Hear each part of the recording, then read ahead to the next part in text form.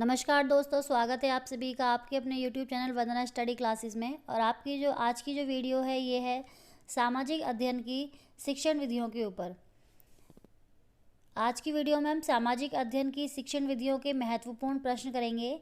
ये वो प्रश्न है जो आपकी आने वाली रीट जो होने वाला है 23-24 जुलाई को, उसमें बहुत ही महत्वपूर्ण रहने वाले हैं। तो चलिए स्टार्ट करते हैं। शो करने से पहले अगर आपने अभी तक वंदना स्टडी क्लासेस चैनल को सब्सक्राइब नहीं किया है तो सब चैनल को सब्सक्राइब कर लीजिएगा और बेल आइकन को प्रेस कर लीजिए, जिससे आने वाले वीडियो का नोटिफिकेशन आपको टाइम से मिलता रहे। तो फर्स्ट क्वेश्चन है, राष्ट्रीय शिक्षा नीति 1986 के अनुसार सामाजिक अध्ययन के उद्देश्य में शामिल है। मतलब राष्ट्रीय शिक्षा नीति 1986 के अनुसार पूछा इन्होंने कि सामाजिक अध्ययन के उद्देश्य में क्या शामिल है।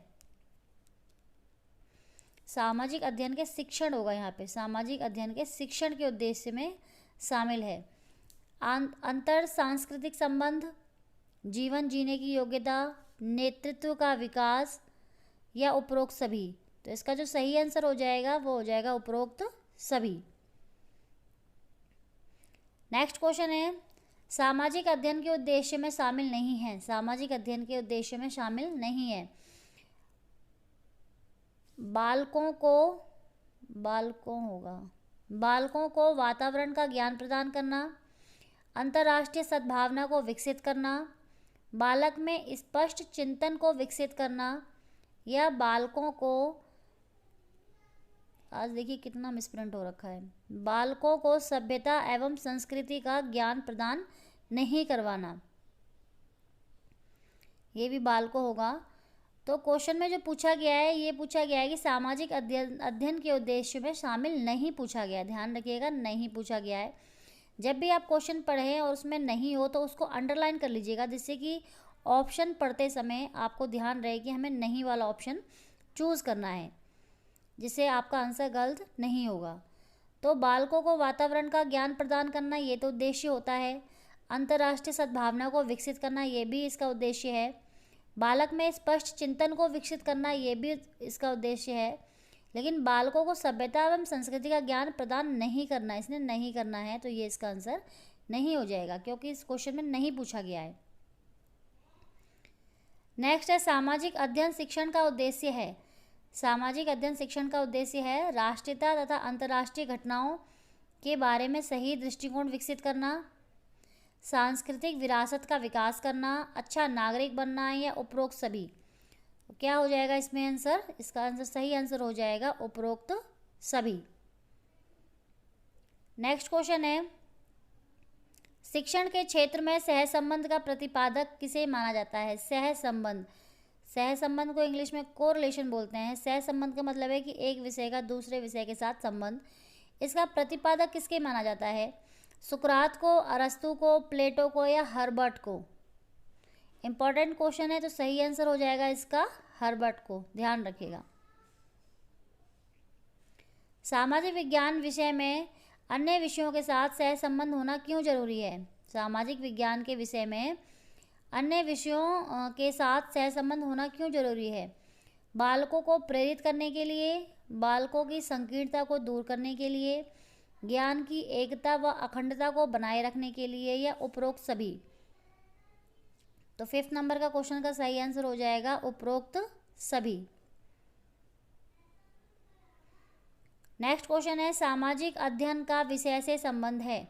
मतलब नीचे ऑप्शन दिए हुए हैं कि सामाजिक अध्ययन विषय का किस विषय से संबंध है। रसायन विज्ञान से, गणित से, अंग्रेजी से, या समाजशास्त्र से। तो सामाजिक अध्ययन का या सामाजिक विज्ञान का जो संबंध है वो समाजशास्त्र से है।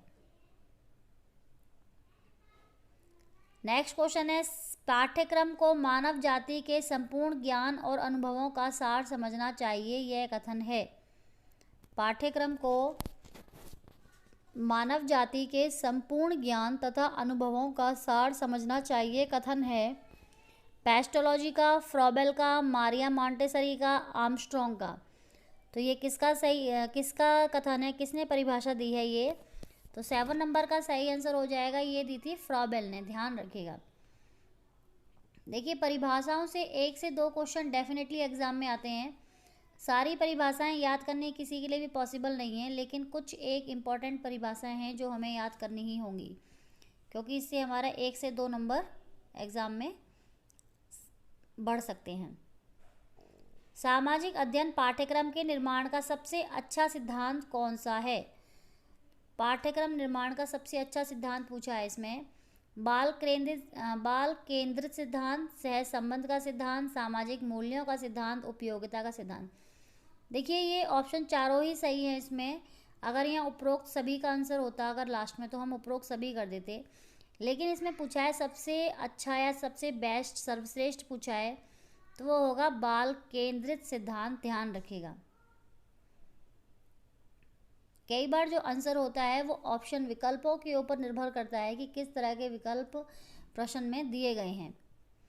एकीकृत पाठ्यक्रम का विकास किस देश से शुरू हुआ है? एकीकृत पाठ्यक्रम इसका जो विकास है किस देश से शुरू हुआ है? इटली से, फ्रांस से, जर्मनी से, अमेरिका से। तो एकीकृत पाठ्यक्रम का विकास जो हुआ है ये हुआ था, बताइए 9 नंबर का आंसर हो जाएगा अमेरिका से। ध्यान रखिएगा।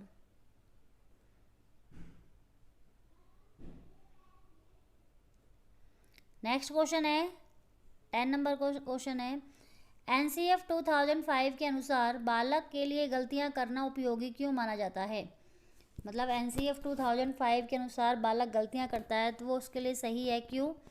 क्योंकि गलतियां बालक को समस्या को समझने और उसका हल प्राप्त करने में सहायता करती हैं, या गलतियां बालक में सूझ विकसित करती हैं। स उपरोक्त दोनों या डी इनमें से कोई नहीं। एनसीएफ 2005 के अनुसार अगर बालक गलतियां करता है तो ये सही है, तो इसका क्या होगा आंसर कि गलतियां बालक को समस्या को समझने और उसका हल प्राप्त करने में सहायता करती हैं, और गलतियां बालक में सूझ विकसित करती हैं। ये दोनों सही हैं या इनमें से कोई नहीं। तो इसका जो आंसर हो जाएगा, ये एनसीएफ 2005 के अकॉर्डिंग पूछा है, तो ये हो जाएगा उपरोक्त दोनों, क्योंकि गलतियाँ करके ही बालक में अंतर्दृष्टि या सूझ विकसित होती है, और गलतियाँ करने के बाद ही उसी समस्या का हल प्राप्त होता है। नेक्स्ट क्वेश्चन है 11 नंबर का, एनसीएफ 2005 में सामाजिक अध्ययन के संबंध में सही कथन का चयन कीजिए। मतलब एनसीएफ 2005 के अनुसार सही कथन का चयन करना है इसमें। बालक में आलोचनात्मक चिंतन को विकसित करना, ये सही है। सामाजिक व राजनीतिक विश्लेषण करना, बालक को पर्यावरणीय समस्याओं का ज्ञान प्रदान करना, या ये सभी। तो एनसीएफ 2005 के अनुसार सामाजिक अध्ययन के विषय में ये सभी कथन सही है। इसका आंसर हो जाएगा डी, सभी। नेक्स्ट क्वेश्चन है 12 नंबर का, कि जैसे सैनिक को हथियार चलाने का ज्ञान आवश्यक है, उसी प्रकार एक शिक्षक को शिक्षण विधियों का ज्ञान आवश्यक है। इंपॉर्टेंट डेफिनेशन है, याद कर लीजिएगा कि जैसे सैनिक को हथियार चलाने के लिए ज्ञान आवश्यक है, उसी प्रकार शिक्षक को शिक्षण विधियों का ज्ञान बहुत आवश्यक है। यह कथन किसका है? सुकरात का, थॉर्नडाइक का, एसके कोचर का, या वीडी तिवारी का। तो इसका जो सही आंसर हो जाएगा, ये कहा था एसके कोचर ने। ध्यान रखिएगा। अध्यापक के व्यवहार संबंधी गुणों में सम्मिलित है। अध्यापक के व्यवहार संबंधी गुणों में सम्मिलित है प्रभावी अभिव्यक्ति, परिश्रमी, स्व अध्ययन, या उपरोक्त सभी। तो उसके व्यवहार संबंधी गुणों में ये सभी आते हैं। उसका प्रभावी व्यक्तित्व होना चाहिए, परिश्रमी भी होना चाहिए, और स्व अध्ययन करने वाला भी होना चाहिए। तो इसका सही जो आंसर हो जाएगा, ये हो जाएगा उपरोक्त सभी। 13 का डी सही होगा। नेक्स्ट क्वेश्चन है, निम्न में से असत्य कथन नहीं है। ध्यान रखिएगा, असत्य कथन पूछा है और नहीं पूछा है। चार्ट एवं ग्राफ दृश्य सामग्री हैं, तो ये गलत है, क्योंकि चार्ट एवं ग्राफ श्रव्य दृश्य सामग्री नहीं होते, सिर्फ दृश्य सामग्री होते हैं। तो ये गलत है। चार्ट का प्रयोग केवल सामाजिक विज्ञान में ही किया जाता है, तो ये भी गलत है। चार्ट का प्रयोग केवल सामाजिक ज्ञान में नहीं, और विषयों में भी किया जाता है।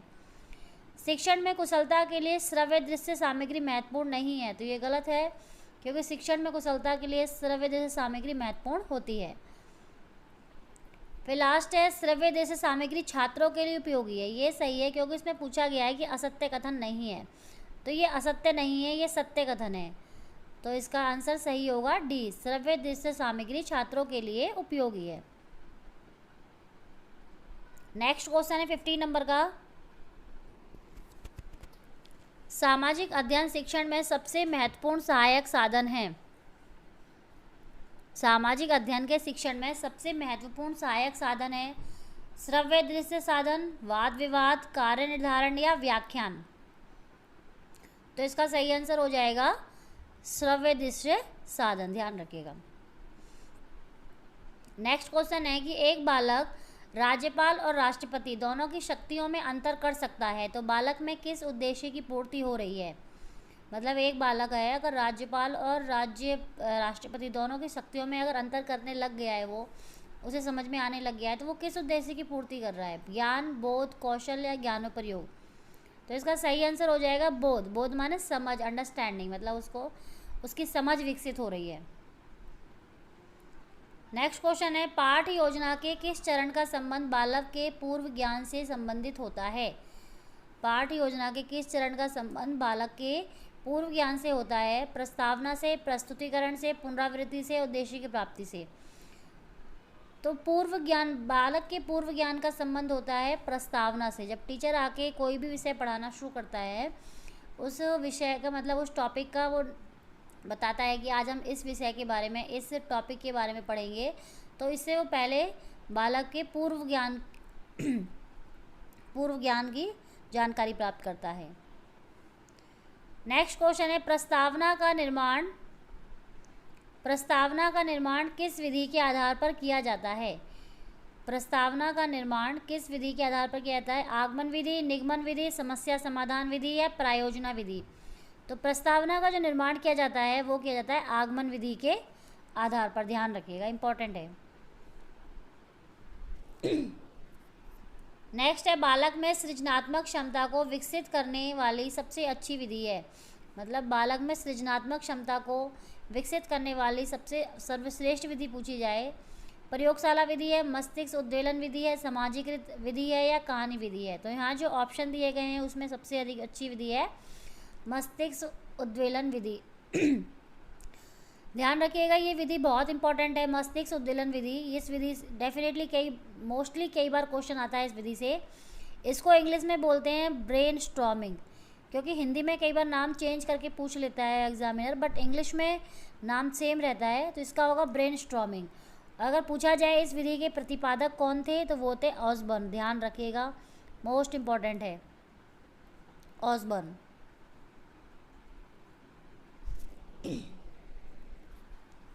अनुभवक साक्ष्य होते हैं किस पर आधारित होते हैं।